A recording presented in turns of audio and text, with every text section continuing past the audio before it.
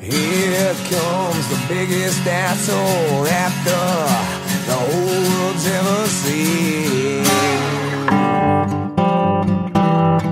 Welcome to the Clarey Podcast, a division of Aaron Clarey, LLC. Brought to you by AssholeConsulting.com. Aaron Clarey, Chairman and CEO.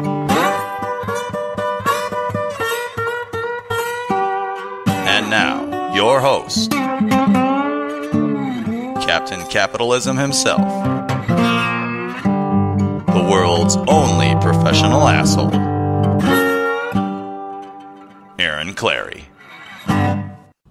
Oh, there is not enough time. There is just not enough time. Look at the levels on this. Let me change this. Hang on. Is that it? Is that better? What's the gain on that? That's less gain. Sorry, I had to, oh, it's still a little bit loud. Let's tune that down a bit. Sorry, I had an interview with Jason Hartman. You can find his podcast. And when they do the interviews, this Skype, Google Hangout thing, they don't have the technology standardized or set yet. And so when I record directly here, recording my podcast, it gets a weak gain, but then when I'm on Skype, it's a huge gain, and I got a gain adjustment volume on my Yeti microphone. And then the last podcast, I forgot to change the adjustment. That's why, if you were like, why can I barely hear Clarey? You probably had to turn it up. And no, I think I got it fixed. I got it figured. It's a Clarey Podcast. How are you? I don't have time. There is no time. There is no time. I've been off the sauce for 13 days now, coming up on 2 weeks.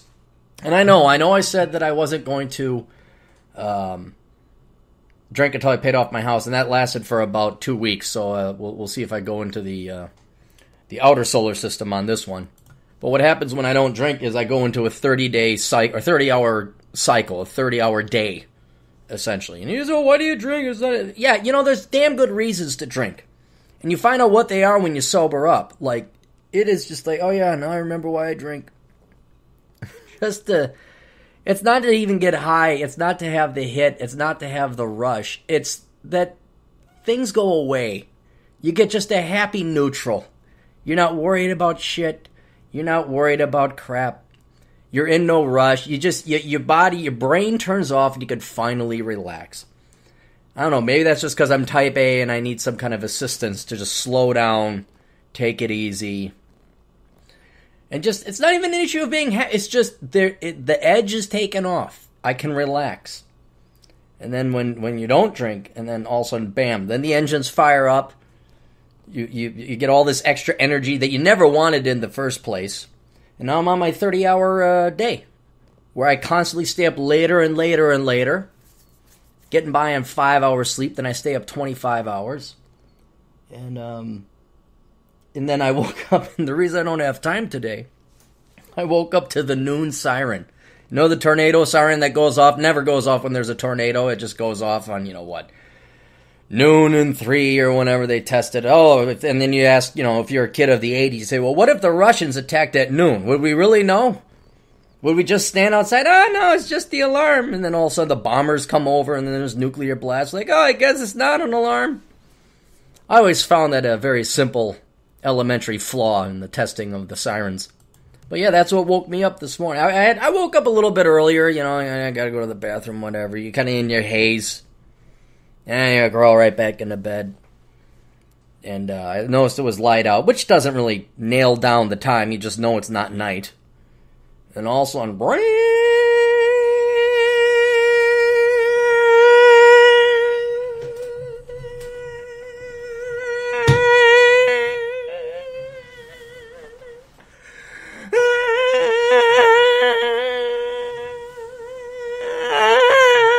and you're like, oh, hey, it's noon, maybe I ought to get up.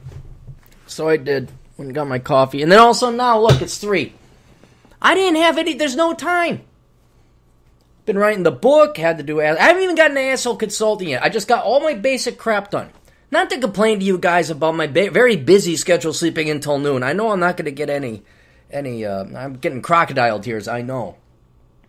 But what I did learn, what I found out, because we actually have good weather now, finally.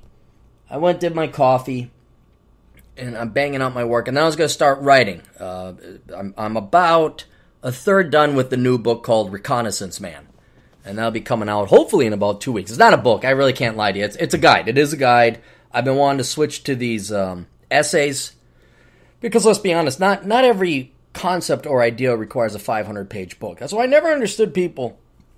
How long should my book be? Are you kidding me? This is as long as it needs to be. The book does not determine the idea determines the book. And so I've been wanting to switch to some of these really interesting topics that just aren't widespread. They're very narrow, they're very focused, and they're just not going to take 300 pages to answer. This one I'm hoping, I hope it comes in under 100, because I really want it to be just a guide. I want to start doing essays because I have a ton of those. I have a handful of book ideas, but they're more meaty and they're going to take a little bit while longer.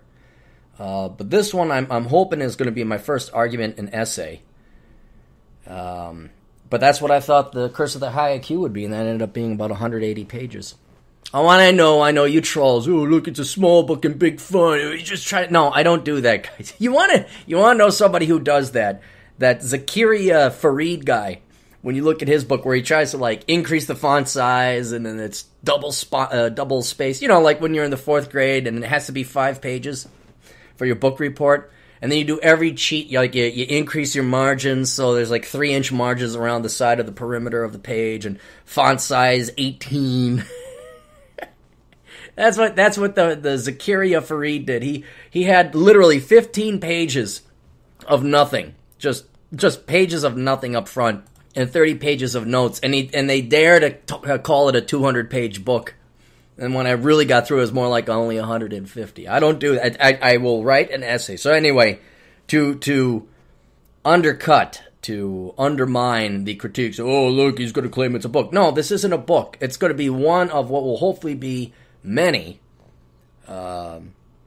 essays and arguments that, like white papers, maybe a 50-page. That's what I'd really like to just have a 50-page page. I really wanted to do booklets. The Mises Institute, they came out with a lot of just pocketbooks. That's what I really wanted to have, was pocketbooks, because that's all it is. It's just a pocketbook. You can thumb through it, and you put it in the back of your pocket. You're on a plane, you're on a train, you're on a boat, you're on a float. Just, okay, let's take a look at here, and then you can read it. And unfortunately, Amazon doesn't have pocketbook size, so you kind of get this, whatever the size Curse of the High IQ was. That's the smallest size of the book. So that's why I want to write. But I woke up, I'm going to go start writing this. I get my coffee, I'm over at my bar, and I say, okay, now it's time to start writing. I'm like, you know what? I've spent an hour dicking around with email, responding, doing the daily stuff, my daily chores online that I have to do. I'm looking outside, it's absolutely gorgeous. I'm like, forget it. This is rare. It doesn't get this nice in Minnesota. I can always work at night, because I'm staying up till 4 or 5 a.m. anyway. And that's what my schedule has become. I've been very disciplined. You guys be very proud of me. I've let go. Instead of work, and then we can play, I'm like, look at the beautiful day outside. Went for 2 great motorcycle rides over the course of the weekend because the sun was out. And then, logically, when it's dark out and everyone's asleep, then you write. Then you can always write at night. Write at night. So I posted, and then I did. I went for a nice motorcycle ride, got some nice Mexican food. Okay, it wasn't that great of Mexican food. It was one of those Mexican restaurants that looked like a legitimate Mexican restaurant, like it was actually ran by Mexicans. Like the one over in St. George, Utah. Alvaro's. You gotta go. If you're ever in St. George, Utah, you guys gotta go there. So this kind of had that vibe, that theme. I was like, oh, look at that. Looks. And I've seen it. I've driven past it for 2 years now, and I always keep meaning to go and do it. And then you get the old quote from Butch Cassidy and the Sundance Kid. Next time you say, let's go to someplace like Bolivia, let's go someplace like Bolivia. And so I drove past it last night. I'm like, dang it. Keep forgetting to go there. So I put it on the to-do list. If it doesn't get on the to-do list, it doesn't get done. So I said, damn it, I'm putting it on the to-do list. That's what I'm going to have for breakfast or lunch, depending on how you purists define it. I measure the meals of the day based in order, so I just had breakfast at 2 p.m. That's breakfast. Lunch will be whatever I eat at 6, and then dinner will be whatever I eat at 2 a.m. But went out there and like it looked legitimate. I looked at the menu, looked legitimate. They had a map of Mexico up. How much more authentic do you want it to be? And then I get the food. And I was supposed to get this cubed pork with a rojo sauce and spicy rice. I was going to get the spicy rice. I said, okay, here we go. Real Mexico. We're authentic. I'm going to live this dream for 2 years. Finally, it's going to culminate to today, to 2 p.m., my breakfast on the 20th. And all they did was just they didn't have cube pork. They said, oh, we got carnitas. I said, fine, give me carnitas. And then all it was the tortillas.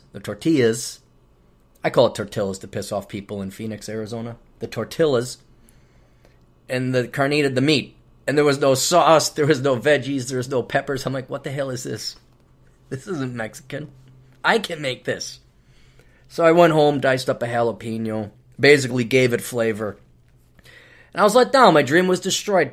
So now I won't be going to that Mexican restaurant ever again. I think I might go. They had a nice little patio. You could sit out front. Like, it wasn't bad food. The quality was all right. It just didn't have any flavor. It's just like, okay, you didn't put any effort into it. I was let down. I guess I was expecting Alvaro's from St. George, Utah. I was hoping that something within driving distance that wasn't 2,000 miles away had equivalently good food to that Alvaro's over in St. George. But apparently, you're going to have to drive 2,000 miles to get legitimately good Mexican food. You guys got to check that place out if you're ever out there in southwest Utah. Right before you go into, not Nevada, but Arizona. Arizona juts out a little bit, and you drive through 20 miles of Arizona on the interstate. But you could just tell. I came in, what is it? I saw that restaurant. It was late night. Yeah, that's right. I came in and got my hotel around 11. I was just checking out St. George, knowing full well none of the bars were open because they're Mormon. But this place was open. It was open that late. And I saw a bunch of cop cars, ambulances, EMTs, and work trucks there.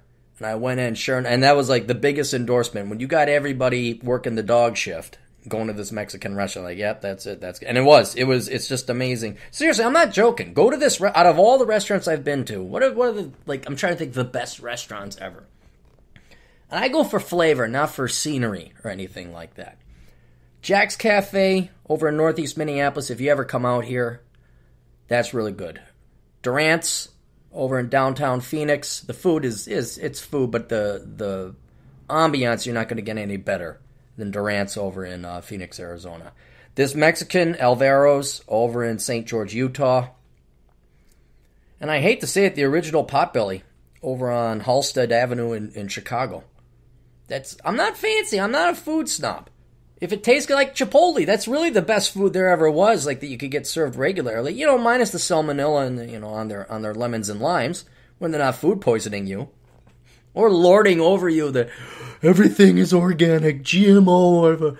Bill, we know Bill. Bill raises our cattle. It's like, oh right, okay, already. Can I just get a fucking fajita without the goddamn moral lecturing? That in Target. Chipotle and Target. This smug, look at how green and organic and progressive and better than you are we. We're just so good here at Target. And if you don't shop here, you're a racist and an inferior person because we're Target. Did you eat processed food? Well, fuck you. You're not as good as Chipotle because we do everything organic and genetic and no GMO and it's all gluten-free and it's all fair trade. Oh, just make me my fucking sandwich, bitch. Just make me the fucking burrito. Then you go in, I don't know if it seems to be more common over in Chipotle. But they must train these guys. There's an element of Wells Fargo starting to permeate into Chipotle. You know, like Wells Fargo, they go, hello, how are you? It's like, shit, the fucking teller that's been programmed. No, they haven't been programmed. They've been threatened they'll get fired if they don't, like, suck your dick when you walk into the thing and ask if you need anything and try and sell you on 5 different products. Hello, Mr. Clarey. It's nice to see you today. I don't know you. Who the hell are you? Are you my best friend from the war? We haven't seen each other in 5 years. Who the fuck are you? You're 20. Shut the fuck up. Take my check. Give me my fucking money. How are you? Have plans this weekend? The whole rigmarole. You know you go through that. And then what I've noticed is it happens at Chipotle now. Except they're more cool and casual. They're trying to be hipstery about, hey, how you doing? Hey, Chaz, shut the fuck up and put some sour cream on that fajita, okay? All right, yeah, man, we'll get you a burrito bowl, right? Just. Would you like something else on that? Yeah, your teeth after I punch you in your fucking face, Skippy. Now take your 17-year-old punk junior ass. It's not their fault. I know. Some management fuck over at Chipotle says, hey, we want it to be more fun. Yeah, hey, yeah, all right, we'll get that right up for you, sir. All right, some hot sauce, yeah, getting there. It's like, I'm going to take that ladle of hot sauce and put it in your fucking eye. We don't... For you I can't say middle-aged fucks. Well, I guess we are middle-aged. It's not the baby boomers anymore. It's Gen X now, but they're all middle management. For you middle management fucks, can you stop trying? Can you just let us go and get it? We want tasty food. That's it. We want our checks cashed and cleared. That's all we want. And then we want to get the fuck out of there as quickly as possible. I don't want to become friends with Chippy over there. I don't want to become friends with Chaz. I don't want to become friends with Madison. I don't want them giving editorial about, wow, the hot sauce, man. Oh, you want corn? All right, we got your maize right here. Did you go to, like, Barnum Bailey's circus training academy to train in your... we don't want jokes cut. We don't want shit. We don't want to have conversation. We want well-trained monkeys to take quality ingredients, put them together, make us a fucking burrito without a lecture or a sermon or a moral. That's the only reason people go to Chipotle is because it tastes good. It could come from slave cows or veal or the most horrendously bad. It tastes good. Now, maybe it tastes good because it's organic and that. Fine. But you don't have to shove that in our face. No one goes to Chipotle because of your politics, you dumb shits. If they do, it's less than 2 or 3% of the population. Most people go there because it tastes great. That's it. Most people go to Wells Fargo because they want their fucking banking done. It's not an experience. It's not a trip. It's not a destination point. It's a place to put reasonably tasty food in our mouths that go and sustain our gut. That's it. Don't make it more complicated than that. Although Qdoba, I get a kick out of Qdoba. That Qdoba, you're all, yeah, I guess it's not the same as Chipotle. At least they don't lecture you or moralize over you. But it's kind of, it's not McDonald's, it's Burger King, it's Wendy's. I get Burger King's a different. I think Wendy's always tries to. Everyone want to go to McDonald's. I don't want to go to Qdoba. It's not the same as Chipotle. And it isn't. They're not as tasty. I mean, they'll get you through. Don't worry. Like, yeah, okay. If you want to do the non-carb thing, you could get pretty good quality food there. It's good. They got sauces. Don't get me wrong. But they don't lecture you or moral you. The one thing they will do, though, however, Qdoba, the one thing I wish they try so hard to beat Chipotle. They really do. But where I will give them credit, they don't have the lecturing and the moralizing. We're GMO free. We're just like Target. We're better than all of you fucking racist assholes. They try to pipe in that new age hipster Chipotle music. Like, Chipotle must say, hey, we got a direct line to the shitty, never going to be up and coming artists.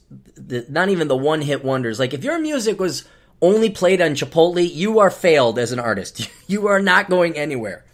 That's kind of like the death knell. Like, if you say, oh yeah, Chipotle wants my music. Nope, that is a sign from God Almighty himself telling you, no, you should go become an accountant, go become an actuary, go join the military, become a Navy SEAL. You are not to become an artist. If your music is being piped through over at Chipotle, it's over for you. That's it. But then Qdoba tries to do the same. I walked in. This is recent. I don't know if it's nationwide, but I walked in. I forget where I was. It was like the only thing in town. Maybe it was Missoula. There's a Qdoba in Missoula. There's a poem in there somewhere. There's a Qdoba in Missoula. Why don't you come fishing with me? There's a Qdoba in Missoula. 1 + 1 = 3. Which it doesn't, I know. But if you're a liberal, what the hell? But yeah, Qdoba, they just all of a sudden, I'm like, no. Come on. You don't have the lecturing and the morals. You don't want to try to be hipster like your older brother, Qdoba. Don't play this shitty, wannabe, crappy music. No, they play it. Because that's what Chipotle did. We gotta do what Chipotle does. You guys, I started watching the Muppet Show as an adult. I was, because I hadn't seen it since the 70s. You're a kid and you didn't like, Disney movies or anything else. You think, oh, it's for kids. And then you find out there's some adult humor. But the thing with the Muppet Show, I was never that big of a fan of the Muppet Show as a kid. Like, you saw the cartoon, but things didn't add up. And then there were just, like, some things that were outright scary. It really, like, the fashion. Jesus Christ, what the hell is Gonzo? Who put that? You look at it, you're like, okay, these guys were on drugs when they decided to come up with and create these characters.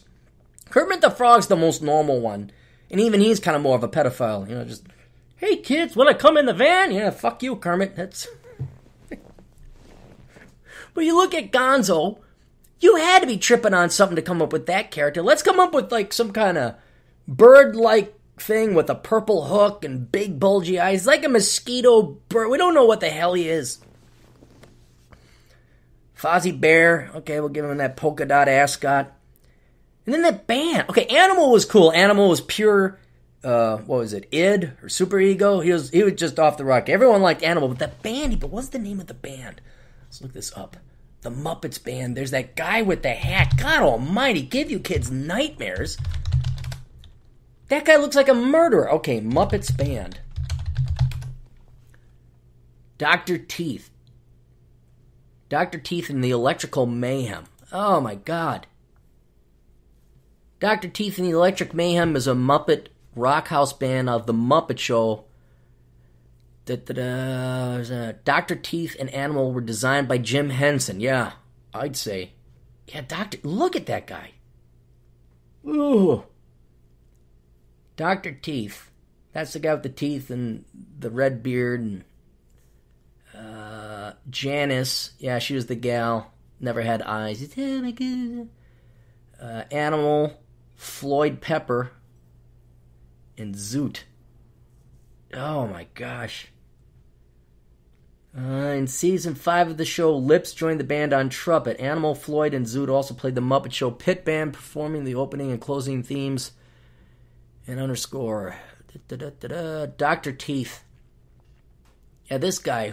Whoever came up. Like, this is for kids? I mean, really, look at Dr. Teeth. You want your kids to have knives, which means it wasn't made for kids. Which, as an adult, I start getting the funny jokes and humor. I start seeing where all the guest celebrities... There was a waiting list of guest celebrities that wanted to be on The Muppet Show. Kind of like people who wanted to star as a villain in the old 60s Batman. They're like people like, very serious actors, very talented artists that want to get... Because it was for adults. But these guys, they never thought about, like, the kids. They, oh, yeah, it's a kid's show. But God almighty, these people...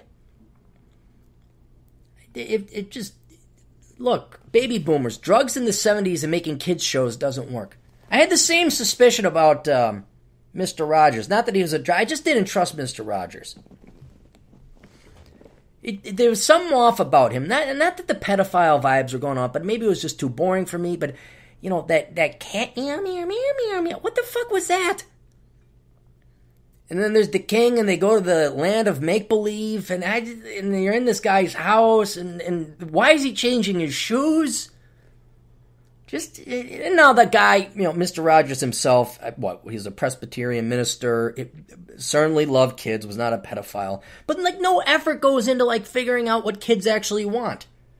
Didn't like Sesame Street either. I like Bert and Ernie, but the rest of it just I think they were trying to educate you too much. Here, we're going to force you to learn. Oh, no, you're going to have 13 years of hell with school, K through college, high school. But we're going to try and teach you now. I'm like, no, I don't want to learn my ABCs. The Count was cool. I'll admit the Count, Bert and Ernie, and Oscar the Grouch. Those were kind of cool guys. But then, Big Bird, you don't want to go get ice cream with Big Bird. Oscar the Grouch, he hated it. He didn't want you to have anything. Bert and Ernie you could chum with. You'd love hanging out with Bert and Ernie. Oh, boy, those guys would be fun to play with. And then, Cookie Monster, of course, Cookie Monster. That's probably the most innocent one, the Cookie Monster, yeah. But the rest of that Mr. Rogers and Sesame Street, no, wait, it's just something wrong. Just something like they tried and they failed because they forgot what it was like to be children. I did like Captain Kangaroo. Captain Kangaroo, he was just more of kind of like what do they call it, the circus master or the ring master. He was just the guy, he merely played the mortar for the bricks, the go-between, what would you call it? He was merely the quiet host between the moose with the ping pong balls and all the other different skits that he had. I could trust Captain Kangaroo, but no, the Muppets, no way. No, they're all on pot. They're all gonna get you to go in their van. No. I mean, even Kermit. No. Although I did have a professor in economics. A friend of mine says, "Hey, he sounds like Kermit the Frog." I'm like, "What?" He's like, "Our professor." Yeah, he sounds like Kermit the Frog. I'm like, "Really?" He said, "Yeah, just close your eyes and listen." And sure as shit, I'm like, "Oh my god." When supply equals demand, we get equilibrium. Yay! I forgot his name. I wish I could have remembered because, honest to God, I was like, this guy should have had a podcast. This guy would have had a podcast. It would have been Kermit the Frog, the economist, having well, you see, the Federal Reserve policy is currently at a ZERP interest rate policy status right now. And combined with fiscal policy, hopefully we can get a Keynesian stimulus to boost economic growth and lower the our debt to GDP figures. Yay! All right, let's go do some sponsors here. Hang on. There is my GoFundMe campaign. I'm only going to charge $1 million to go see the Ghostbusters movie when it comes out. I may not see it opening night. I know I said I would, but I may actually be on a boat. I know this so sucks. Have rich friends. If I have some advice, have rich friends. If you can. If you have the choice, find rich friends. Buddy down in Florida, he's got a boat. He's like, "Hey, let's go from St. Petersburg down to the Florida Keys." I'm like, "Cool, yeah, let's do that." Hang on, I'll be down in a second. So, I think I might be on a boat when that movie comes out. I'm not sure, though. Wait, no, it's after 4th of July. It's like July 15th this movie comes out. Anyway, so if you want to donate money or just spread the word around that this movie is so bad, someone's going to require $1 million to go see it, you could go fund me on my See the Ghostbusters campaign, or see the Ghostbusters movie. I should probably get the link, huh? That might help. It was a spoof. It was more of an editorial, like, maybe I'll make a couple bucks.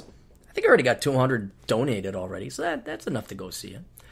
So we have that. If you'd also like to advertise on the podcast and the Clarey online media empire, certainly contact me. You can go to captaincapitalism.blogspot.com. Find my contact information on the blog in the About section about me.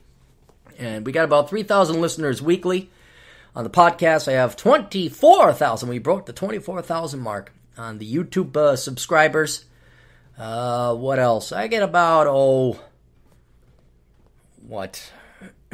25,000 visits, unique visits a month on the old blog. I got some cred. I got some reach. So if you want to reach a bunch of predominantly men under 50 type of guys of the conservative libertarian faith, plus some pretty good looking women, you can have me plug the hell out of your goods or services for $100 a month. Speaking of goods and services and plugging the hell out of them, Chad Elkins. You can find him at elkinscpa.com. If you're looking for an accountant, for financial advice, tax advice, or whatever, go ahead and contact him. Contact him now before all of a sudden he is spoken for when it comes tax time. Because if you wait for April the 14th, he's not going to be able to help you. Matter of fact, he's probably closed up shop for the season and says, "Screw it, I'm taking the day off tomorrow." Then we have the podcast archive. If you want to get an archive of the show, let me know. They've been archived because of storage reasons. And for $30, I will put it on a thumb drive, give you episodes 25 through 100. Don't ask where the first 25 episodes went. They're gone, okay? Don't ask. But I'll go ahead and mail that to you there. I'm not trying to screw you or stab you for price. I am merely charging for the cost of the thumb drive, my time mailing the thing, and it's a pain in the ass to go to the post office. That's basically what it boils down to. Then we have the League of Extraordinary Podcasters. You can go to 405media.com, find everybody over there, a bunch of different podcasters through the basically radio station of podcasts, hosted by John Grant. We have Silvio Canto's Canto Talk. You can find that on Blog Talk Radio. Jason Hartman, he has he's got more than two. I think he has like 3 or 4 different podcasts ranging from the swank lifestyle to real estate investing, and you go ahead check in with Jason Hartman. We have Free Domain Radio. That's Stefan Molyneux's outfit. You can go to freedomainradio.com. Geek Out with the Beckloff. You can find him on YouTube, BECHTLOFF. The Black Brigade Debrief with DT and the Man. You can find that at blackbrigade.org. Financial Survival Network. That's with Carrie Lutz over at financialsurvivalnetwork.com. Our good friend, St. Tom Likas at blowmeuptom.com. You guys all know him. And as I mentioned before, if you want to advertise your wares, you have to go to Tom Likas first. He's got a way larger reach than I do and much more loyal. I don't know. We got all pretty loyal listeners here. But yeah, if you're an aspiring entrepreneur and you have a product that you think will do well with men or women, go to blowmeuptom.com and have Gary take care of it. Gary will get back to you ASAP. Matt Tran over at Engineered Truth. You can find him on YouTube. And then Crush the Street, also on YouTube. And then Adam Piggott, Pushing Rubber Downhill. The blog, the book, and now the podcast. So you can just search Pushing Rubber Downhill, find his website, and then obviously he advertises it all there. So you can find books and podcasts as well. Glorious Carl offering Glorious Hat at glorioushat.com. Go to glorioushat.com and get yourself a genuine Ushanka hat made with real fake dead animal, not fake dead koala, which got Matt in trouble. Oh no, we can't kill the koalas, heaven forbid. I should get koala gloves. Oh, what are that? They're koala gloves. You killed a koala? Yeah. Are koalas endangered? Hang on, let's find out. Everything's endangered because that's basically what the environmentalists want. They want to ban you from anything. Are koalas endangered? Koalas endangered. Each Australian state has its own endangered species. In New South Wales, the koala bear is listed as vulnerable. Are there any species listed as stable? I swear to God. Posers, these fakes, everything's, oh my God, it could go in any month. Shut up. They're not endangered. Go kill as many as you want. Veer with the truck if they wander out of their little eucalyptus tree and onto the highway. Now watch, everyone from Australia is going to call it. Hey, it's very good. Asshole Consulting, if you are interested in getting your shit together and you are serious about it, go to assholeconsulting.com if you value my opinion and you're willing to fork over a couple bucks, right? If you want someone to lie to you, just go hire regular consultants. If you want the truth and to solve your problems, hire an asshole. Hire me, the world's only professional asshole, at assholeconsulting.com. If you also do any online shopping, go and use my Amazon affiliate program. You can go to captaincapitalism.blogspot.com. Click on the Amazon banner. It's up to the top right below the Curse of the High IQ banner. And it may be missing if you're using some of the newer browsers because these have automatic ad blocker. And I contacted Amazon. I said, hey, you guys got to do this little arms race here because now the browsers are automatically blanking out your ads. I didn't even click ad block. It just automatically does it now. They say, yeah, there's really nothing we can do about it. I'm like, well, you guys probably want to, think of something. Maybe if I hack, I need an HTML expert. I'm pretty good at kind of figuring out the logic in HTML. I can read it, and then I could try to splice it or reverse engineer it myself. So if I don't have like one of their standard, the HTML, they give you an HTML code when you go to the Amazon affiliate plan. They say, okay, if you want this banner, just highlight this text, put it in the HTML gadget on your Blogger template, and then it'll pop up, and it does.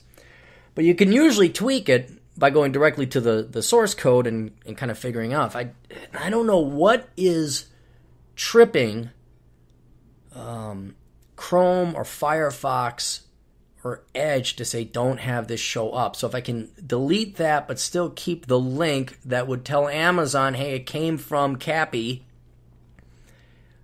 but then it would actually still show up, maybe that's what I got to do. So I got to figure out what is the code that I got to delete or tweak a little bit so it still shows up. Any HTML experts out there? Anybody? Please contact me. I'd be very thankful. I'll send you a couple bucks too if you got a quick little fix for this, because it is no doubt costing me money. Anyway, if you would be so kind, turn off your ad blocker and do all your online shopping by first going to my blog first, clicking on that banner, which then tells Amazon, hey, this came from Cappy, so I get that money. And I get a 7% cut, costs you nothing more.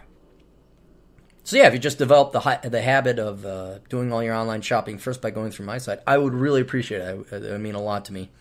And then I could retire early and buy my place in South Dakota and get the fuck out of Minneapolis.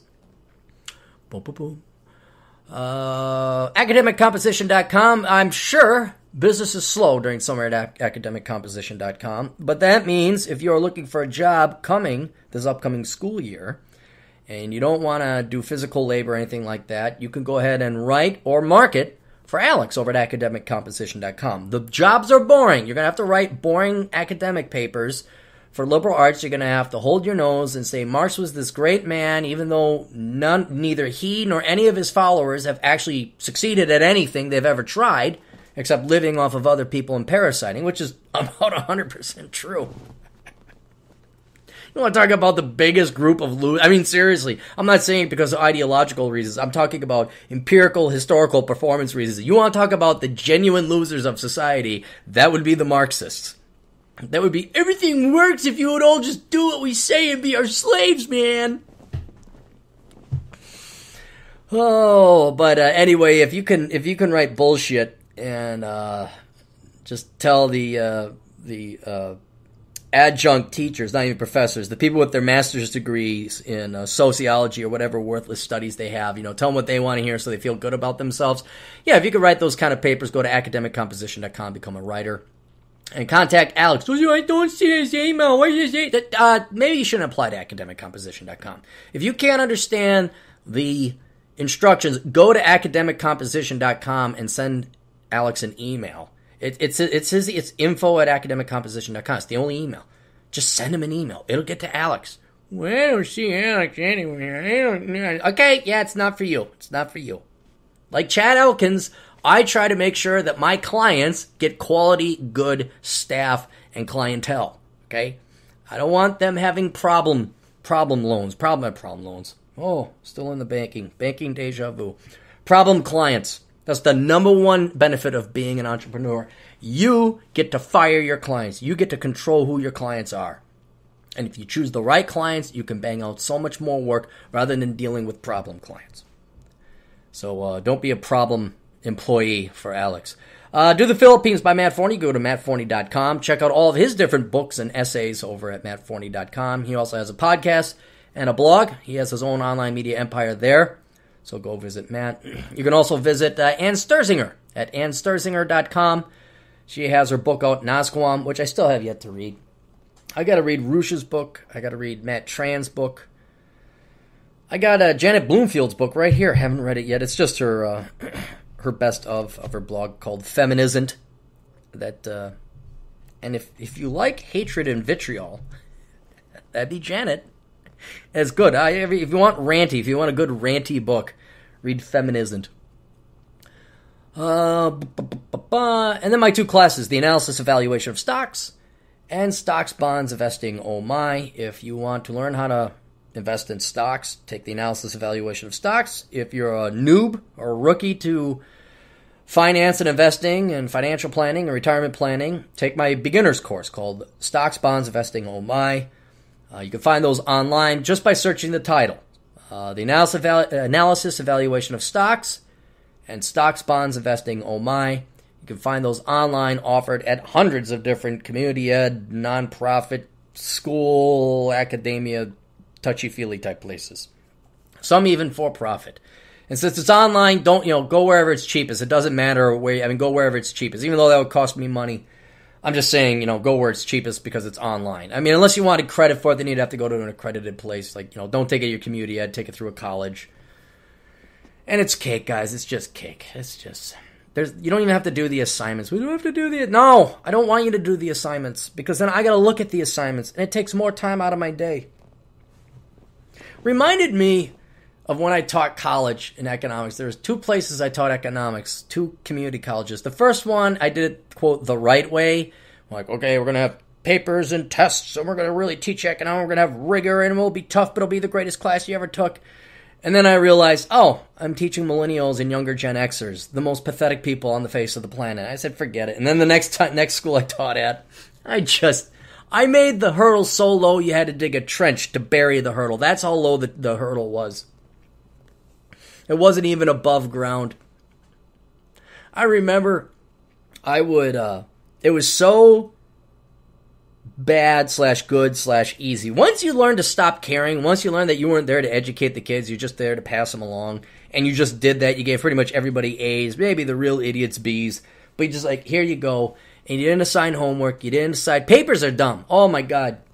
If you are a teacher, you are a fool to assign papers. And let's be honest, okay, look, all you teachers and professors out there, come on, be honest. You don't care about these kids. You don't care if they graduate. You don't care if they learn. You just want them to give you good reviews, okay? You want the prisoners running the insane asylum. You want to make the prisoners happy. You want to make the inmates happy. So just make it easy on yourself and never issue. Papers are so hard. They're subjective. You got to read through them all. I did it once. I say never again. If I'm ever a teacher or professor, there will never be papers. Never. Because then you give them an A minus. They always come up in whine. B plus. Anything that's not an A. Shut the fuck up. Wish I had a roll of paper. Say, if you want to come up and complain about your grade, I get to hit you with this paper like a dog the entire time. No, that's your grade. Shut the fuck up. Although I do remember, like, the first time I had my students write a paper, I was foolish. I had, like, this expectation, and so I started grading, like C, D, C, D, and then I started reading, and I got, like, a good, the best batch of the first papers that I had ended up being the best papers written, but by my standards, they were very marginal. They were like C minus quality. And then I started reading the other ones that like F minus to the 15th power. I mean, just horribly written papers. So I had to go back and read like the ones I was giving C minus was like A plus. Shit, you spelled correctly. Use spell check. Your points were reasonably cogent. You talked about the economy at hand. You didn't talk about your fucking dog. B plus. Oh, where were we? I don't know. Anyway, yeah, take my classes, and you don't have to worry about assignments. Don't do the assignments. The assignments are optional. The test is multiple choice. That's the only thing that counts is the final. The multiple choice test at the final at the end. 36 questions. Open book test. It's right there. You can print it all off. You can highlight it. Even to this day, I get a kick out of it because this is more adult education, community education. So people you'd think be a little bit more mature, and they are. They're like, I'm here for the knowledge. But, once every 2 months or so, once every 2 classes. Well, I disagree that the answer to, shut up. Shut up. You idiot moron, compared to me in terms of the vast knowledge of finance and economics, you're going to argue with me about whether or not a question is right or wrong?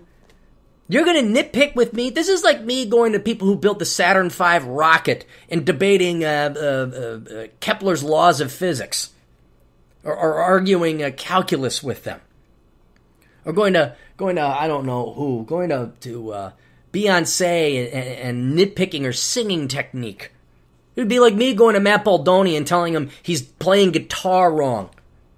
The ego and entitlement of some of these people. Again, not vast majority, not even less than 1%, but every once in a while.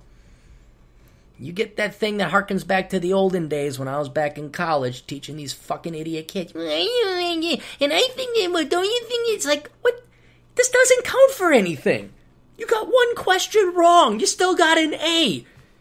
Get your dick out of my ass. Go away. No, I'm not changing it. I don't think I ever did that with a professor. There was maybe like I go in and I say, why is this wrong? Because I wanted to know for a fact, well, you forgot to carry the 1, or, oh, you used the wrong formula, it should have been this formula, and oh, okay, but you had the right idea, and okay, and then you learn, okay, that's what it is. But these people that pointlessly aim to, like, get 100%, or just get a better grade through whining and bitching and complaining and moaning. See, at least I had self-respect. I was honest back in high school. I said, what? C- is great. As long as it's not a D, my parents won't give a shit. No, I'm not going to argue for more. No, you're right. I was doing my homework on the bus on the way to school. No, I was doing my homework right before it was due. I got to ask a question of you teachers out there, the real ones, the good teachers out there. You actually care about the students, and that's why you listen to this show. After a while, do the students inevitably break your back? Like, you just give up? Because these kids, they're mailing it in. You see them scribbling frantically at the last moment. And as an adult, I now know as an adult, I look at that and like, it doesn't make sense, younger Clarey. Why didn't you just do your homework when it was due? And and me, not forgetting what it was like to be a child, I remember, because it sucked. And it was stupid. And it was pointless, and it was dumb. And maybe it was really intelligent, but by the time you spend even 3 years in school, your brain is turned off to the real world. You could have come up and say, here's the secret to happiness and riches in the universe. And I don't think even more than 3% of the students would have paid attention. Those 4.0ers, the perfect kids. Oh my God, you're 4.0. And you could have had genuine geniuses that could have capitalized on the world's knowledge of the secret of happiness and riches, and they would have just been completely checked out because the previous teachers just put them into a coma. Wake up at 6 a.m., catch the bus at 7, ride with a bunch of fucking retards. Listen, I don't know if it was your way on the bus, but this is in the 80s.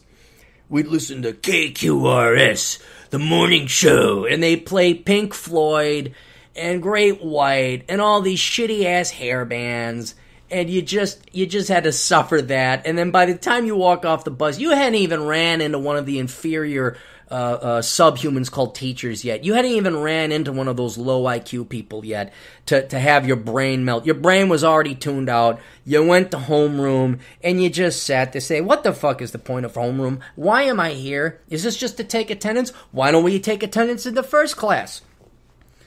You don't even get to that level of philosophicizing. You're just, want another 7 hours? Okay. 13 years of comatose. So, I got to ask you teachers out there, I'd love to, please send an email. You got to give up after a while, right?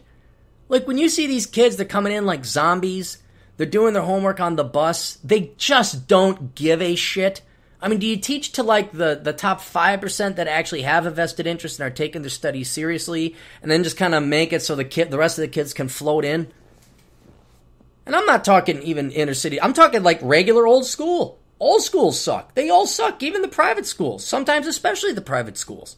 This concept like it's Hogwarts and your teachers are really intelligent and know their shit and are inspiring and they keep you engaged so you have this vested interest in doing your best academically. That's in Hogwarts. That's in the movies. That's the only place I've ever seen it. But every other school, when you force these kids, inevitably you guys have got to like break, right? Or not break or lower your standards. You just become more practical. You're just like, you know what? Screw it. I'm done. I'm going to get my 20 years in or my 25 years in or whatever the hell it is we give you guys a pension you don't deserve at. And then I'm done. I just got to last another 5 years. I've seen teachers like that. One of my better friends, I haven't seen her in years. A little bit older, probably 50 by now. And maybe she is retired. I don't know. But nice, kind, caring. Name was Gloria. Wonderful gal. genuinely cared about the teachers. And I know I hate teachers, and I know I slam on you all, but, I mean, please allow for the 1 or 2% of you that actually do give a shit about your kids. She was one of the 1 or 2%. And she just kind of, she knew. She had that knowledge that I finally picked up in like 2005, where it's like, you know what? You just got to let go and not give a shit anymore. You just got to let go. So she'd go in, like a lot of the younger teachers I knew were complaining about the state, forcing this curriculum, and we need this thing, and management's not and she knew enough to just let it go. Yep, that's what we're going to do. And she'd try her best to kind of help educate the kids, but in the end, she says, you know what? This bullshit about it being for the kids, this bullshit about helping the youth in the future of the country, no, it can't be done in the current system that we got now, and she started viewing it as a job. She just viewed it as a way to make money and put food on the table. And she did. And she didn't start mailing it in, but I'm sure she adapted to make it much easier on her while still giving the opportunity for the smarter kids to have whatever, to reach their potential. But then just basically, quieting the masses, satiating the masses, so you give them their C+ or their B-, and they just get the hell out of your face and you pass them along. You can't say that they're actually honestly earning their B+ and C-, and you can't say you guys aren't passing them along, because look at these dipshits that are getting into college. I mean, these idiot kids over at Mizzou. I mean, now I know this is their racist, white hatred, Black Thugs Matter group, but I mean, really, look at all these protesters. Look at these people. Look at their lack of logic. I'm not even talking the politics. Look at how stupid they are. And how unprepared they are, and the total lack of work ethic, and they just expect everything to be handed to them. If they don't get it, they'll go blame some boogeyman they've been predisposed to blame. You gotta admit, nobody taught them rigor, academics, intellectual honesty, a work ethic. No one held them to this. You just passed them through, and now they're getting into college. Oh. So yeah, go take my classes online. And I'll pass you through with flying colors. Matter of fact, I don't even do it. It's all automated. It's all computerized. I don't grade papers. That's the benefit of having multiple choice. It was so bad I even remembered, I had them create their own final. Okay, everybody submit 3 questions. We'll take the best questions. I literally just cut out. They'd write it down with multiple choice. And then I would cut it. I'd tape it to a piece of paper, and I'd photocopy the papers. And I'd make tests out of it. Okay, all right, hand the paper to the guy behind you. There's your grades. I wouldn't even check to see if their buddy behind him gave him an A+. Nope, 0 wrong, 100%. There you go. Give me the papers. There you go. You're all wonderful winners. Oh, you're all such brilliant economists and statisticians. Oh, I'll let the real world beat the ever-living shit out of you. Which is cool. It actually has. That's the other thing. I remember these students were such assholes, such fucking belligerent, ungrateful little pieces of shit. And it's one of those things where you think they're winning and you're losing, or at least it's not just these kids are not. And then it dawned, it wasn't until I wrote Worthless and started realizing some things. These kids were shelling out $37,000 for this fly-by-night degree mill to get degrees that weren't accredited. They bankrupted themselves. And what's great is I know one of the schools is not out of business yet, so that still means that these kids are on the hook for those loans. When they go bankrupt, it's a private school, and they made a private loan, those loans are forgiven. It's the federal loans, the federally guaranteed loans that are not dismissible in bankruptcy. So now this is over, 13, 14 years ago I taught. But I would love to see some of these people. I should look them up on Facebook. The only problem is I don't remember their names. I know a couple. I stayed in contact with them because they're good kids. They end up becoming successful accountants and entrepreneurs and things like that. But then there were these catty broads. They just thought they were so intelligent. The travel and hospitality majors. They thought they were gonna go find Mr. Big on a cruise ship as they got paid to eat caviar and drink mimosas while they were hostesses or something like that. Oh, I'd love to see where those group of fat cattle went. Where did those sows and heifers go? What happened to their lives? Oh, I don't know. Should we do some news? Yeah, let's do some news. Now listen, man, I like the news. You guys like the news? This one's from 14 days ago. I haven't gotten around to it because I'm lazy and busy. All at the same time, lazy and busy. The story of my life. This is from monkney.com. 78% of NFL football players, obviously, NFL players go bankrupt within 5 years. And NBA and they don't say it, 78% of NFL football players and 60% of NBA players, and a very large percentage of Major League Baseball players, 4 times that of the average U.S. citizen, file bankruptcy within 5 years of retirement. Let's take a look at 5 possible reasons why the average athlete is destined to go quickly from fame to shame. If data from Mint.com is accurate, the average athlete is destined to go quickly from fame to shame. Here are 5 possible reasons why. Overspending. Scott Burkew, a financial accountant for professional athletes, believes this group spends like mad and blows their savings too rapidly, he says. They see their salaries as infinite, like it doesn't end, like they can't spend it all, but if you get $5 million a year, by the time you get done paying our agent, or your agent, and taxes, you have $2 million left to spend. 2, career duration. The average career span in the NBA, MLB, and NFL is 4.8, 5.6, and 3.5 years, respectively. The shelf life of athletes is tiny. Professionals in the industry have a small window to make their millions, and if they don't, they cannot survive on their savings for very long, even if they save responsibly. I know they get paid millions, but you gotta wonder. Like, I remember, like, starting at 5 years old, they started shoving sports down our throat. You gotta wonder if that's worth it. Like, the average one, 3.5 years in NFL, 5 years for NBA, 5 years for baseball. I mean, you bust your ass off basically for 15 years, and you go, and then you got a plan B. I'm not talking Joe Mauer and all these guys that get a $100 million contract, where you'd really have to work hard at it to spend through all that money. But is that worth it? I mean, you make your like, let's just say you're some fullback, you're freaking nobody, just a big guy, and you make your $2 million and you injure yourself. Is that worth it? Was that worth for 15 years? Lack of financial knowledge. Ed Batowski of Chapwood Capital Investment Management believes athletes don't understand finances. Really? You mean their communications degrees really didn't help them with the maths? These fucking morons. I remember.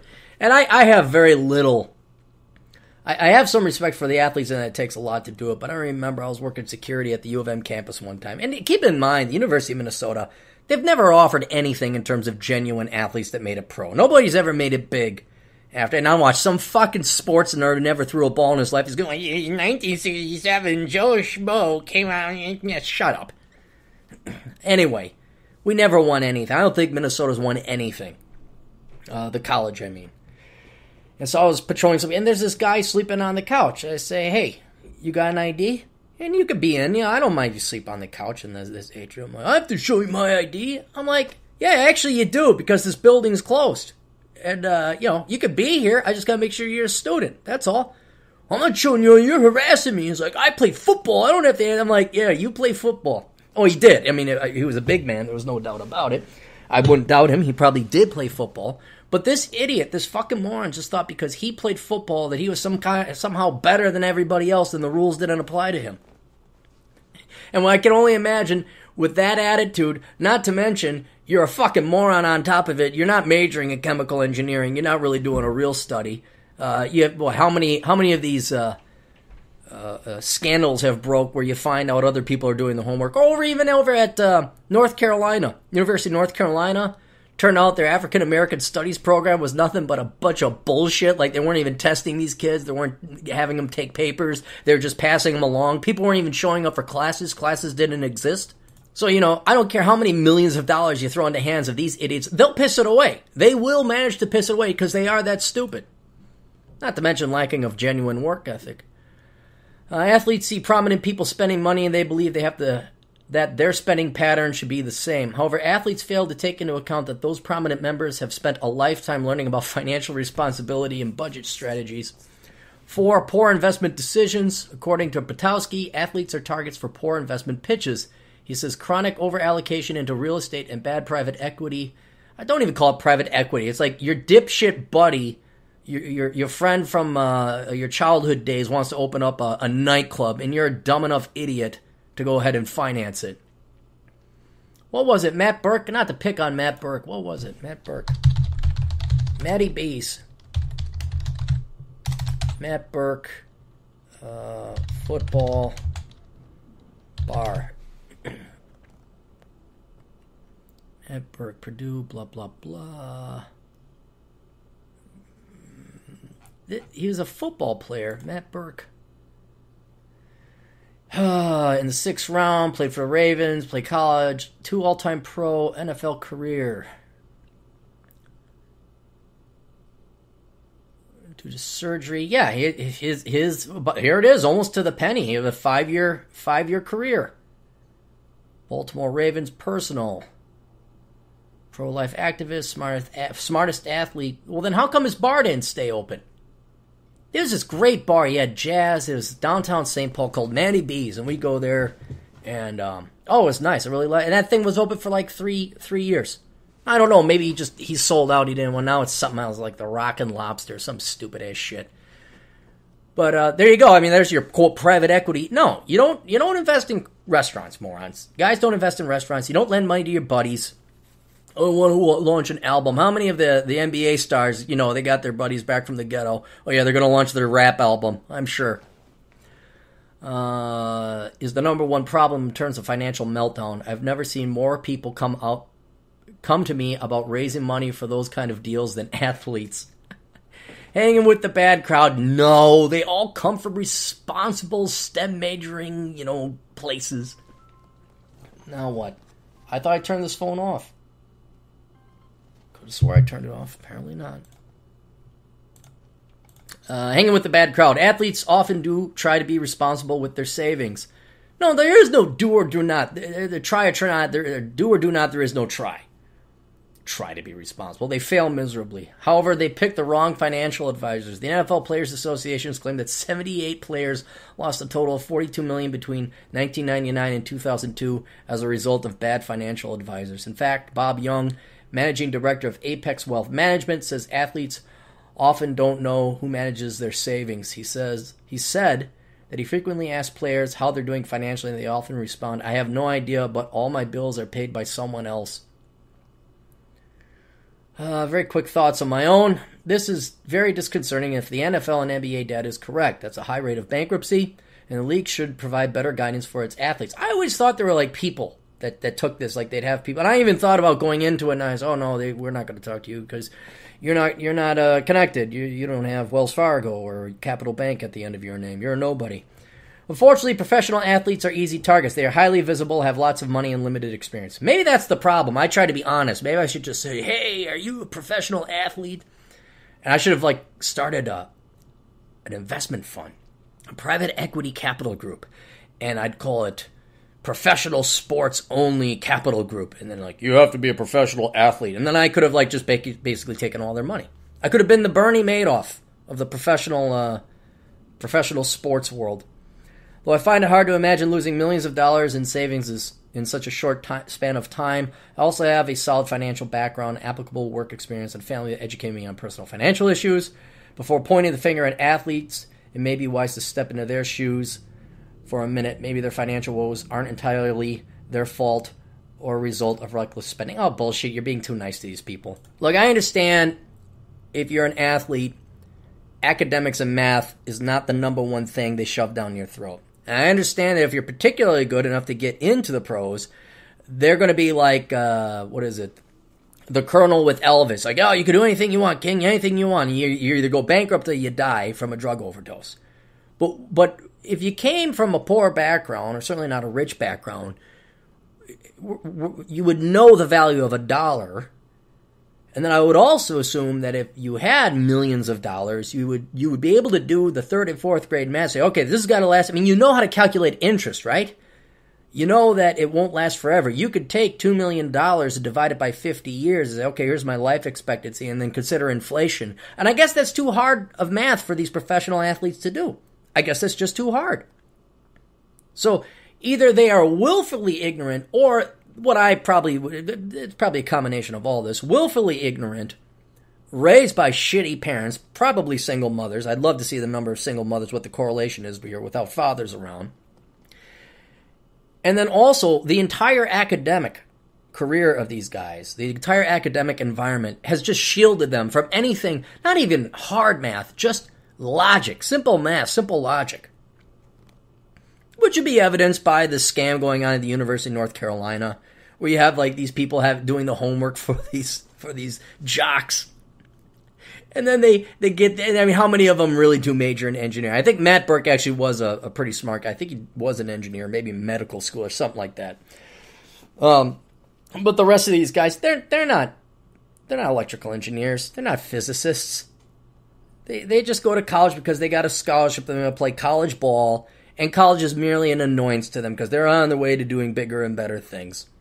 And then you dump a guy who's really good at throwing the ball through the hoop, to someone who runs really fast, to someone who swings the stick at the sphere really good, and that's all they know how to do. That's it. And then any basic function about how to manage their money, it just goes right out the window. So a combination of everybody telling them what they want to hear, lack of fathers. But there is one other thing I did think about this, because there is actually quite a large economic epiphany or ramification on this. And it points out, and see if you can make the connection here, lieutenants and economists.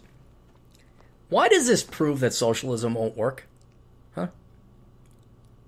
One of the things I love about socialism and socialists, especially in the teachers' union, is there's never enough money. There's just never enough money. We need more money. That's the solution, and we need more money. Spending on education goes up thrice the rate of inflation. Oh, we need more money. We just need more money. And I want to know, well, what's enough? When is it going to be enough? And I even started thinking about this in terms of like the basic guaranteed income debate, where it's like, well, if we just give people a basic guaranteed income, like, no, you won't. You want to know why? Because it's human nature to spend up to your limits. It's human nature to spend all that you make, even if you have millions of dollars. And this is proven by these idiot football and basketball players. You are given $5 million, $6 million, maybe even $10 million. MC Hammer, what, $40 million? And you just piss it away? Now, if you're educated, I mean really educated, like you could do math, not that you have your master's in sociology. Right? But if you're really educated, you would know, okay, hang on, I got to do this. But that's educated. That's a small percentage of the population. The vast majority of people are idiots. They're sheep. And so this is proof it'll never be enough money. You can give a guy $5 million and he'll piss it away. 78% of them end up bankrupt. 78% of these people manage to piss away a lifetime of earnings. You just have to quit. The speech from John Goodman in The Gambler. You know, that if you're up $2.5 million, you buy a $300,000 house, an indestructible Japanese shipbox, you put the rest in a bank account that pays 2%, that's your fortress of solitude, that's your position of fuck you. Boss isn't fuck you, don't want to, fuck you. And they never got the fuck you speech, apparently, these football players. But I'm talking about what it says about human nature. We could throw all the money in the world at the parasitic class. They'll just spend it. They'll piss it away. Right now, as it is, already the various potpourri of state, local, and federal. These people go and they buy, TV screens. You look at alimony, or not alimony, child support. The women, 50% of it maybe actually gets to the child. The rest of it goes to clothes and everything. People will spend all the way up to their limit. And with debt and financing and credit, they'll spend beyond that and get into trouble. What it proves is it's not wealth. People don't know how to handle wealth. They don't know how to react to wealth because there's no consequence. There's no cost. There's no negative. It's good. It's great. You get all the stuff you ever wanted. What people respond to is poverty. Because then it isn't. Then you're starving. Then you're hungry. Then it's like oh shit, we're going to be kicked out on our bums. Then there are actual consequences. That's what almost the entire existence of human existence has ever been. All of human history has been avoiding the pain that comes from not having enough resources. That's the downside, and that is what prompted us to become innovators and creative and producers and all that other stuff. But on the upside, you just keep giving welfare mom, Amy, a check, or you give this guy $5 million. Oh, they'll spend right up to the limit. You have to starve these people. You have to make them have pain. This is what got me to where I am today. I kind of starved. I don't know. Maybe a nutritionist can tell me. If I dropped from 147 pounds down to 118, was I starving? I mean, it wasn't concentration camp style. That certainly lit a fire under my bum to go out and kick ass, to have fiscal discipline. You give me $1 million, you won't ever see me again. I'll be done. I know exactly what to do with it and make it last forever. But these people that have like either the private sector bailing them out, like these precious little suburbanite snowflakes that have daddy and all the men in the world just paying for everything. Or on the public sector side, you have the ghetto trash and the trailer trash and the barrio trash having the government pay for everything. You never actually have to work. You never have to, you have to budget. You never have to have fiscal discipline. You never have to go without. You're constantly shielded from that vital, important thing called starvation and the threat of your life ending or being homeless. If you're shielded from that, you never really learn. You never really learn to budget, to discriminate, to be frugal, to make $1 last. You just go, I get more money. And so I'm afraid, without that starvation, without that threat of having, with charity in today's technology, it's not that you would actually face this threat, but without having a negative reinforcement from poverty and only just bailing out people more and more money, they're never going to learn. And they will spend up to it. So we could give everyone $1 million. We could. I guarantee you the vast majority of them would piss it away. I love reparations. Oh, we'll give reparations to blacks for slavery. It's like, what are they going to do? Really, what are they going to do? And I think some of our black brothers and sisters who are on the conservative side of the table who listen in, I'm sure you guys know what would happen. Oh, we're going to go buy a freaking caddy, some fucking designer shoes. You know how the majority of them would piss away. And we couldn't even say that about, you give it to white people, they'd go piss it away on fucking shoes and crap. But that money would not be invested to help, say, recapitalize or restructure the income earning or the economic productivity capacity of the black community. It would not be invested. It would be, instead of investment spending, it would be consumer spending. They buy it on things that would be consumed, not invested, not assets. They would not be used to purchase assets that would help grow people's standards of living, that would produce profits and pay dividends in the future. It would be all pissed away on stupid-ass dumb shit that people blindly believe the corporations. Like, I got to get a caddy. I got to get some fancy clothes. I got to go. So it's almost renders any kind of reparations or wealth transfer moot. What are you going to do with it? Are you just going to piss it away? Because that's not going to help you. Look, if a fucking NBA player can go bankrupt in 2 years after giving them $2 million and be the exact same situation, that was just a 2-year really big party. And you're in the exact same situation you were before. And that right there is why socialism is never going to work, because it's never going to be enough. It's never going to be enough for these people. They're either lazy or stupid, neither of which results in the money you give them being put towards productive efforts and ends. It really, I just don't see, I can at least understand, okay, I'm going to invest in a restaurant. There's the potential you're going to have a rate of return. Or I'm going to have my buddy's rap album. I'm going to find out, all right, there's at least a potential for a rate of return. But then again, if you're too stupid to read a financial statement, know what an income statement is or what financial forecasts and projections are, well, fuck it. You might as well just go and do a 5-mile line of coke off of thousands of strippers all lying toe to head. You might as well, because that's what's going to end up. And there's going to be no production. There's going to be no improvement in anybody's lives.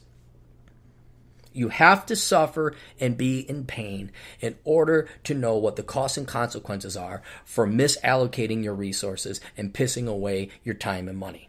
That has to happen. That constant threat has to be there. So you realize, deep down in your lizard brain mind, I have got to work and save and be frugal in order to survive and not starve.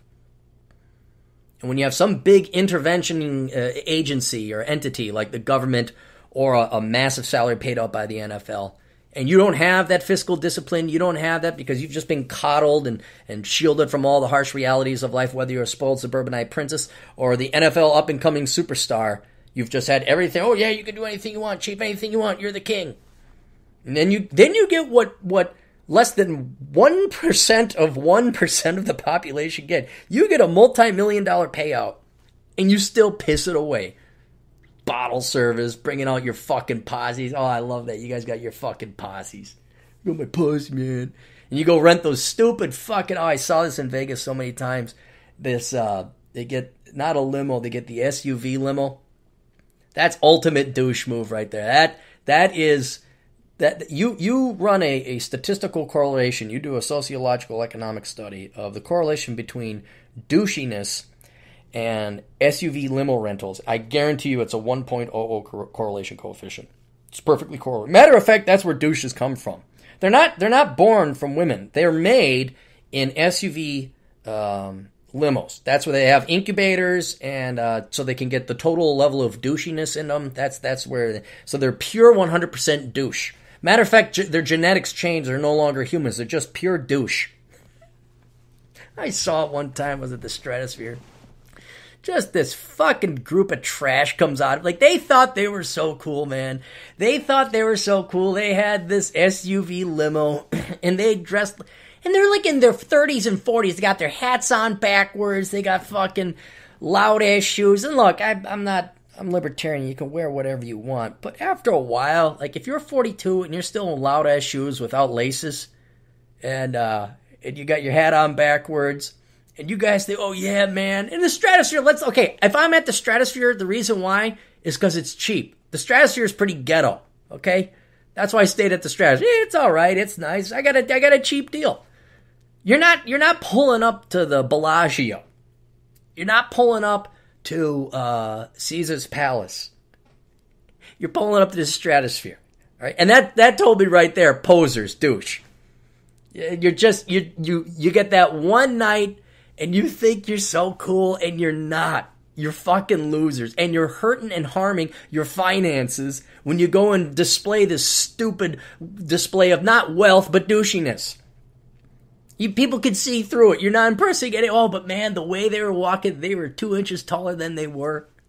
They're like wiener dogs, thinking that they were German shepherds. It was hilarious. You just had to see this shit show. So. Anyway, yeah, just an interesting observation there, guys. Like, if quote-unquote college-educated professional football and basketball players can piss away $5 million in 2 years and go bankrupt, I mean, what does that tell you about the average schmo sitting in the trailer park, or the average millennial idiot getting their doctorate in some worthless degree? What does it tell you about society as a whole and their capacity for fiscal discipline and fiscal austerity? It just means no matter what money you throw, they're just going to piss it away. They're just going to piss it away. And this is a basic guaranteed income. They're not going to spend it on food and health care.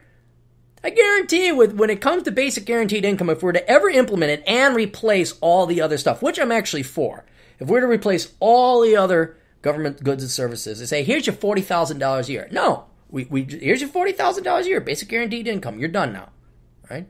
I guarantee you, even with $40,000 a year, these idiots, your average fucking schmo out there, would still manage to piss it away. They would. Especially the lower classes. Oh, trailer parks over in Wyoming, get their Dodge Dammy Gizzard Hume Go Dang Diggly Davy Sam Elliott Dodge Ram pickup truck. With their truck nuts, they get like silver truck nuts or gold truck nuts. Look it up if you don't know what it is. It is Wyoming to a T. That's what the white trash would do. Black trash, what were they? Yeah, the Cadillac and all that. We already went through it. Latinos, what would you guys do? Atham, what do they do? How do the Latinos piss away their money? Is it they pimp their ride, they get the hydraulics? Is that still a thing? Or they all just go buy Mexican flags and protest the United States while being in the United States? Now, how do Latinos piss away their money? I think they just breed and have more children they can't afford. Is that what it is? What is the stereotype? Because you know the whites would piss it away on meth and Dodge Ram pickup trucks. Blacks would do the caddies and their fucking grills and the stupid-ass designer clothes. What the fuck do Latinos do? Now that I think about it, you guys are kind of low-key. What is the egregious, flagrant waste of money that the Latinos piss away their money on? See, I'm not familiar with the Latino culture. You'd think you'd see it in TV, pop culture. What are they? Help me out here. What are they pissed away their money on? We got some Hispanic and Latino agents in the field. What is the scum in your group piss away their money on? All I can see is other kids that they can't afford. And heaven forbid they spend some money on English lessons. We wouldn't want any of that. Trust you me, if I'm ever president, it's war. It's like, nope, civil war, declared civil war. You're out of here. You don't speak English, you're out of here. Get out. You have the right to leave peacefully or not peacefully. And we're going to give you the option to leave peacefully. You can even keep your assets and sell your property. You can take your money. Absolutely. You leave, though, now. Goodbye. Oh, my God. Shut up. Let's get some more sponsors here. Pushing Rubber Downhill, the book by Adam Piggott. Other books as well. Welcome to the Divide by S.P. Daly. And he's going to hang on. Give me a second. Let me go downstairs. There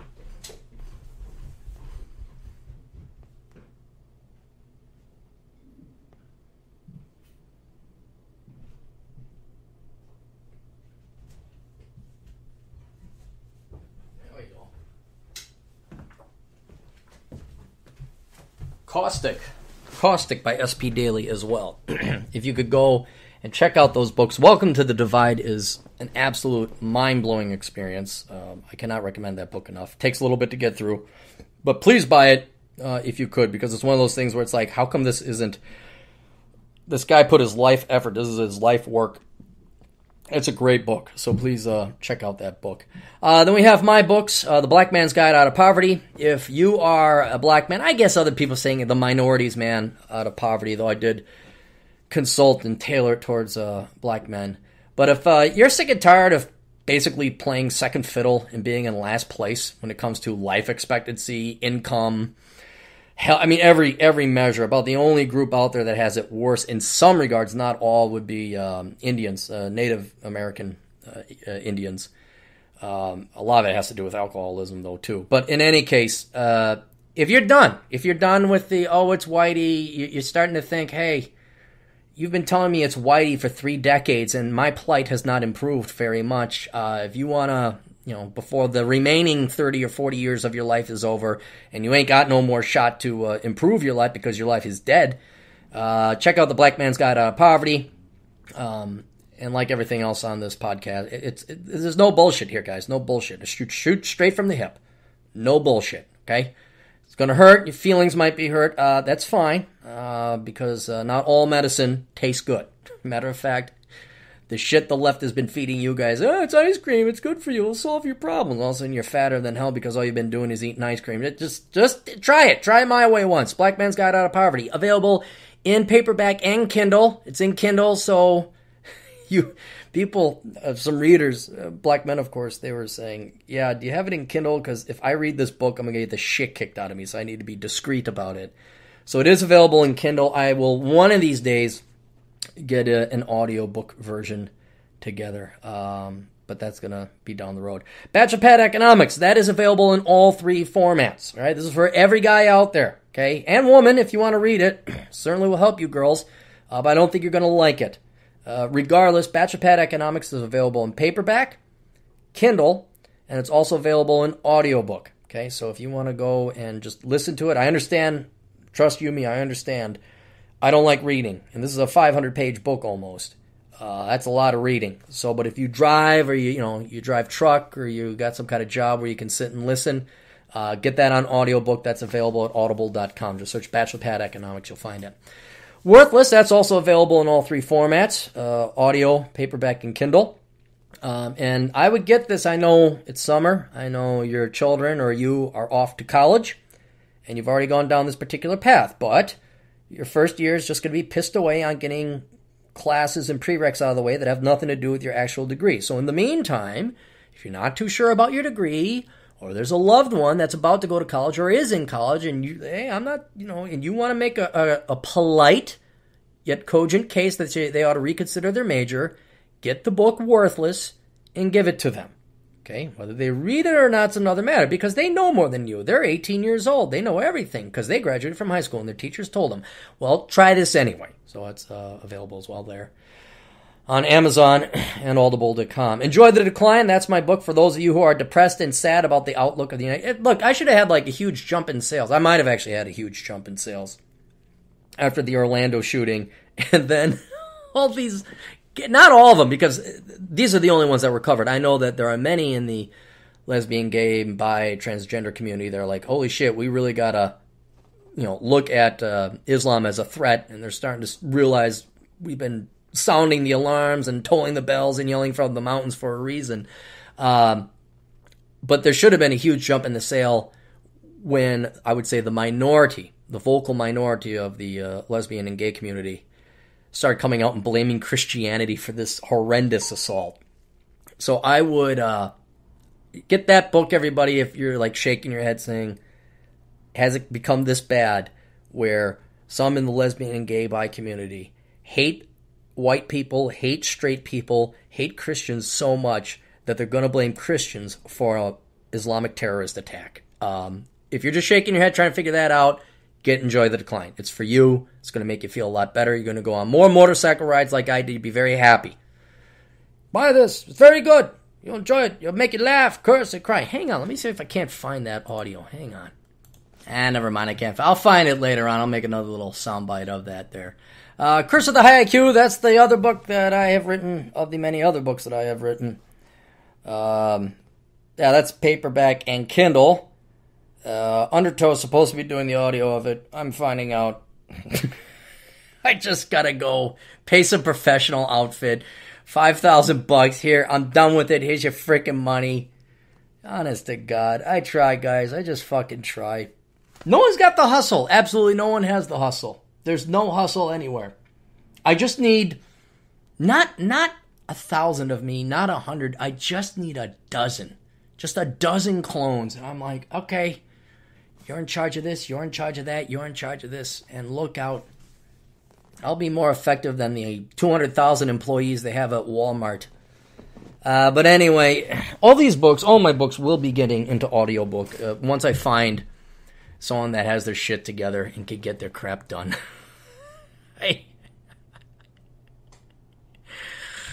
It's like lawyers. You know who makes great lawyers? Liberals. Leftists make great lawyers. They do. You don't want a conservative lawyer. You don't want conservative or libertarian lawyers. You don't want it because they're dumber than fuck. You want a scumbag, skeezy, has no morality, perfectly just want to get the money. You want liberal leftist lawyers. That's what you want. That's where you want to go. And then starting to find the exact same thing with employees and labor. You just, and you don't pay up front. You never pay up front. When you're employee conservatives or libertarians or Republicans, you pay upon completion. That's what you do. You pay upon completion. So, Curse of the High IQ will be coming out in audio. But in the meantime, you're going to have to suffer with either the paperback or the Kindle version. Behind the Housing Crash, that's my first book that ever came out. If you're interested in what it was like before the housing crash and to see how awesome I was at predicting economies and say, oh, well, are you really an economist? You're not an economist. Yeah, actually, I'm one of the best economists you're ever going to meet. That's also available on Amazon. And then my two best of, Top Shelf and Reserved. Captain Capitalism Top Shelf and Captain Capitalism Reserved. You can find those on Amazon as well. Oh, I forgot to tell you, we're finally going to get Cappy's Quarterly together because once again, I was relying on... I'll tell you a story here, a real quick story. There's this nice girl, Cindy Moran. You can find her at cindymoran.net. She's a model. If you're looking to hire a model, please contact her. Very pretty lady, very cute girl. But more importantly than anything else, professional. She has not let her looks got to her.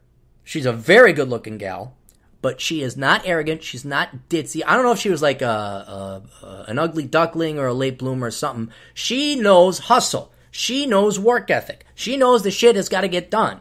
And she's like, oh, when do you know? No particular rush, but, let me know because we're coming up on the second quarter. I want to come out with Cappy's Quarterly. And she says, okay, I'll put it together. And then I kind of check in. I say, hey, you done? No, I've been trying to work with this photographer. He keeps delaying, keeps postponing. I'm like, how hard is it to be a photographer and take pictures of a hot chick dressed in lingerie? What the fuck is wrong with you? Unless he was gay. But even then, it's like, do you want to make money? The whole world has money laying around. The presumed capitalists and conservatives, the libertarians, Republicans are too fucking lazy to go bend over and pick it up. Sometimes I might have to walk 10 feet to go pick up a gold coin. Oh, I don't know. Anyway, so here's this gal. She's having a hard time finding a guy, or a gal, I guess, to take pictures of her scantily clad. I'm just like, what the fuck is happening to these millennials? Jesus Christ. Have we accidentally started, what's the word? Turning them into eunuchs instead of circumcising? Are we just cutting the nads off of these boys? So she did what I did. She went, I'm going to go find someone else. She found another photographer. The guy had hustle, banged it out in 1 day. 1 day. Like, there you go. That's the photographer, and that's the model. Of course, they have to be within the same proximity of each other. But boom, so they got a photo shoot together, so she sent the picture. Oh, beautiful, beautiful. You guys won't even know you're reading economics when you look at this next thing. So Cappy's Quarterly is coming out. Cindy is the model. Thank you very much, Cindy. If any of you are looking to hire a cute girl for whatever modeling purposes, please consider her. CindyMoran.net. I'll be linking to that.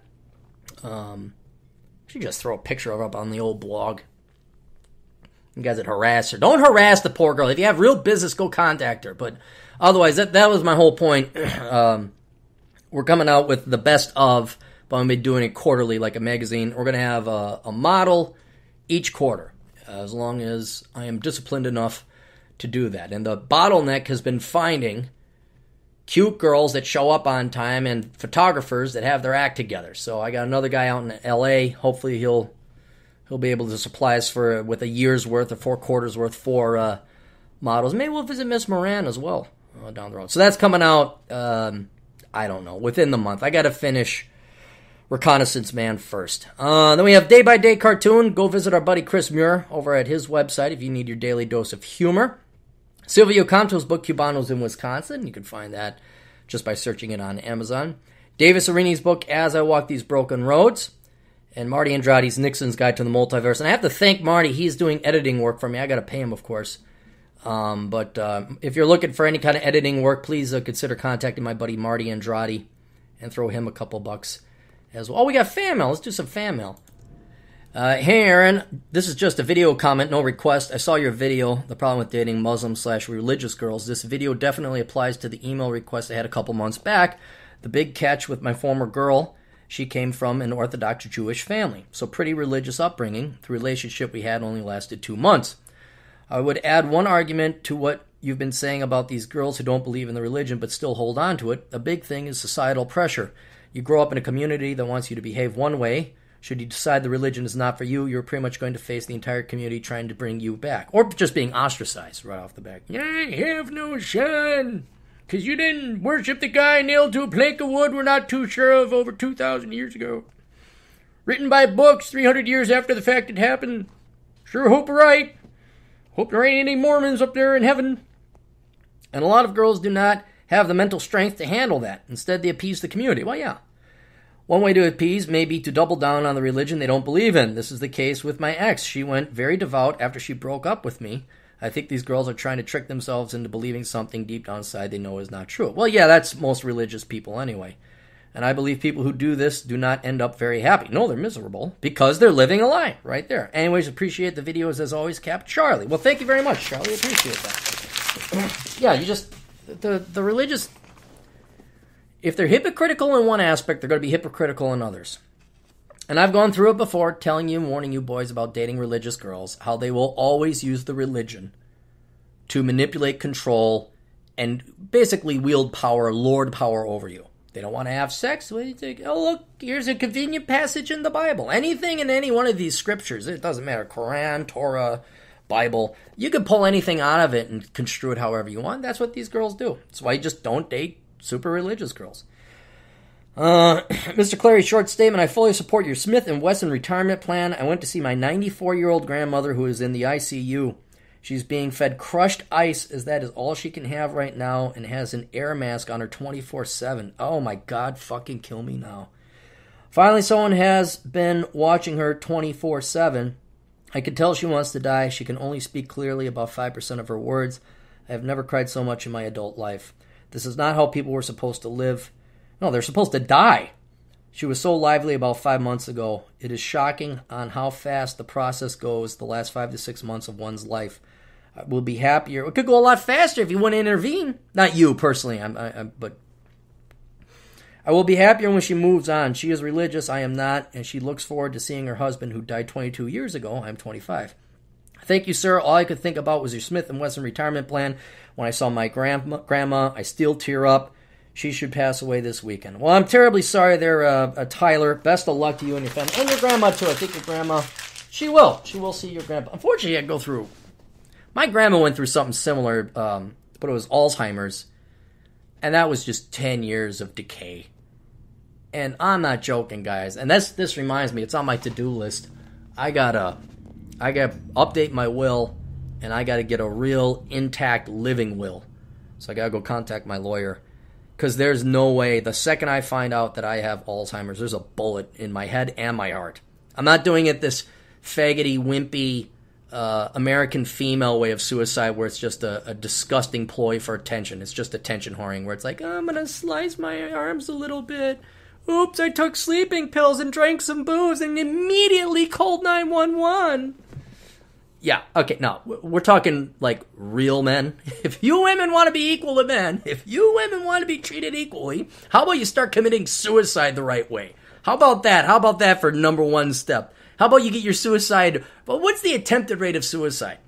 I bet you it's inverse. If you look at, because the suicide rate for men is what, 4 or 5 times that of women? I bet you the attempted suicide rate is 4 or 5 times that for women. Attempted. Key on attempt. Because you're not trying to.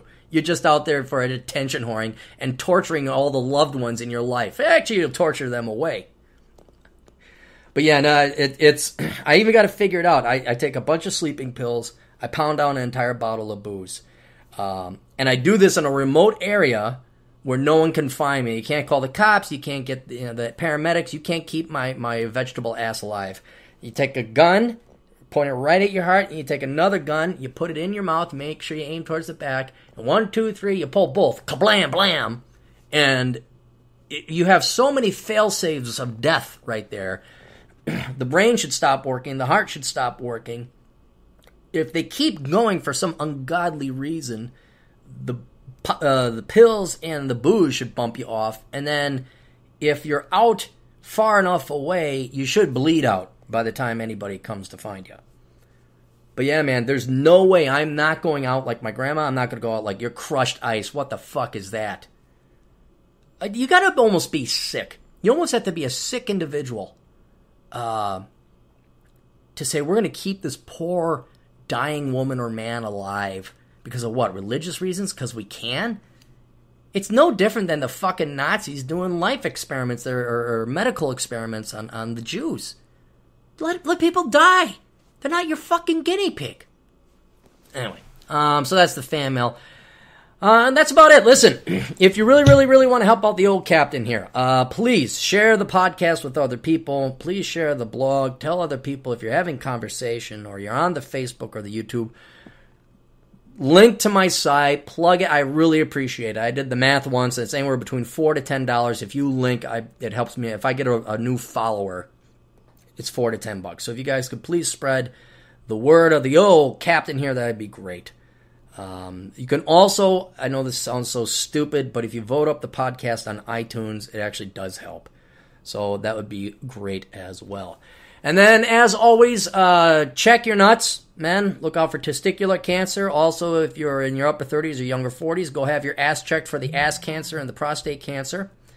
And then, ladies, always have your breast checked. So, men, feel up your girlfriend's boobies. Ladies, go ahead and fidget with your boyfriend's nuts. And if you're a religious girl and, ooh, penises are gross, well, then, boys, you're going to have to, dump your girlfriend, find a gal that actually likes fidgeting with your nuts. But you're going to have to go and find yourself a new girlfriend. That's it. I think that's all we got. So, all right, spread the good word. We'll catch up with you guys next week. Toodles.